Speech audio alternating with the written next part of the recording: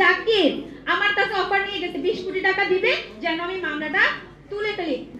এখন আপনাদের মনুষ্যত্বটা জাগান নাই, এখনো বিবেকটা জানেন নাই। এবং আনবিরি কত বড় বর্বর, কত বড় পশু, কত বড় হায়ানা। আনবির যদি খুন না করে 100 কোটি টাকা দিবে। খুন করার আগে তাকে আবার ধর্ষণ করছে। ওই রিপোর্টে আসছে এই স্পার্ম আনবিরের। আমাকে মেরে ফেলতে পারবে কিন্তু বিক্রি আমি হব না। তাকে হত্যা করে এটা জ্বলন্ত অভিযোগে তাকে সাজানো হয়েছে। এগুলো আপনাদের কি একটু বিবেক নাড়া দেয় না? একটা মনুষ্যত্ব নাড়া দেয় না? আনবিরের সাথে কিভাবে জানি পরিচয় হয়েছে সোশ্যাল মিডিয়াতে, তো এটা আমি আসলে পরে জানতে পেরেছি। আর বাসা ভাড়ার যে বিষয়টা, একটা মেয়েরে ফুসলায়া যদি নিয়ে যায়, আপনাদের মা বোন আত্মীয় স্বজন মামাতো খালাতো চাচাতো অনেক মেয়ে আছে না, গার্ডিয়ান থাকার পরেও চলে যায় ছেলের হাত ধরে। অস্বীকার করতে পারবেন যে কারোর পরিবার থেকে এরকম যায় নাই? কেন? দেশ রূপান্তরের কুমিল্লার প্রতিনিধি জাকির আমার কাছে অফার নিয়ে গেছে 20 কোটি টাকা দিবে যেন আমি মামলাটা তুলে ফেলি। আমি তো আপনাদের সাহায্য চাচ্ছি।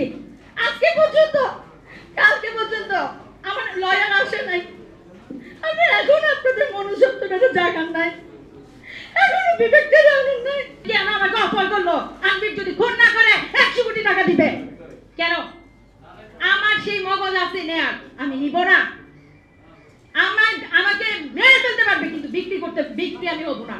আমি যে লোকের মেয়ে, আপনারা কুমিল্লা গিয়ে খবর নিয়ে, আমি কার মেয়ে, যে বাবা 71 মুক্তিযোদ্ধা, আমি অস্বীকার করতে পারবো না। এখন ছাত্রদের তেল মারতে পারবো না আমি, যেটা সত্যি কথা। ছাত্রদের সাথে আমি আছি। আমার বোনেরটা ছিল ভুল, আপনারা যেটা করছেন সেটা অন্যায়।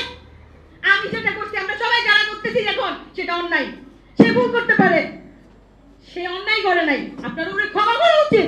এখন পর্যন্ত দেখতেছেন আমি আদালতে দুয়ারে দুয়ারে, আমার কত ছেদ হুমকি কত কিছু। এগুলো আপনাদেরকে একটু বিবেক নাড়া দেয় না? একটা মনুষ্যত্ব নাড়া দেয় না? ভাই আপনাকে চিনি, আপনি কি এখন একটু বিবেক নাড়া দেন? আপনি কি ফ্যামিলি নাই ভাই? আপনার দুইটা তদন্ত রিপোর্ট আসছে, একটা 306 ধারা গুলশান থানা থেকে। তার ভিতরেই এটা বর্ণনা করা আছে যে ওই বাসায় সে যাত বনানীতে ছিল 9 মাস, তারপরে গুলশানে একমাত্র আনবিরের যাতায়াত ছিল, এবং খুন হওয়ার 3 দিন আগে শুধু আনবির কাছে।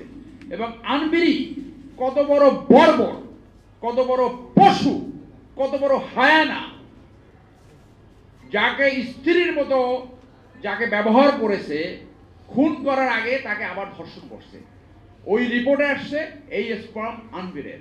রিপোর্টে পিবিআর তদন্তকারী অফিসার স্পষ্টভাবে বলেছে শুধুমাত্র আনবির ওই বাসায় যাওয়া আসা করতো, যেটা ওখানে গার্ড বলেছে, এবং সিসিটিভিতে এই প্রমাণ রয়েছে।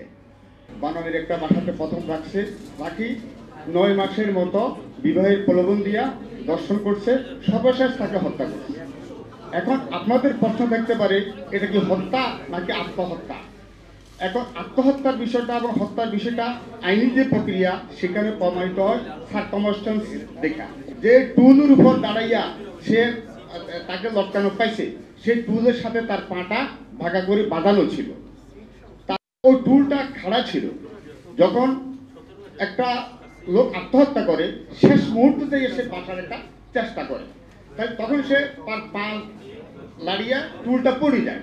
এটা হইল স্বাভাবিক নিয়ম। এবং ফাঁস সাথে যদি কোনো রকম একটা ঠেস থাকে, সে ফাঁসি যায়, সে তখন আর আত্মহত্যা করতে পারে না। যেহেতু তার পাঁচ সাথে টুলটা লাগানো ছিল এবং টুলটা খাড়া ছিল, হ্যাঁ, তাহলে এটা আত্মহত্যা না, তাকে হত্যা করে এটা জ্বলন্ত অভিযোগে তাকে সাজানো হয়েছে। এরপর দর্শন করা হয়েছে কিভাবে, সেটা হলো তার যৌনাঙ্গে প্রাইভেট পার্টে রক্তাক্ত ছিল, তার ব্রা এগুলা ছিঁড়া ছিল। এগুলো আপনারা যা যদি জব্দ তালিকা দেখেন, জব্দ তালিকায় দেখবে তার ব্রাগুলো ছিঁড়া ছিল। তাহলে সেখানে হাসতে হয়েছে, সে ইজি ওর কাছে হয় নাই। এবং এই সার্কামস্ট্যান্সগুলোর ভিত্তিতে আমরা বলছি যে এটা হত্যাকাণ্ড।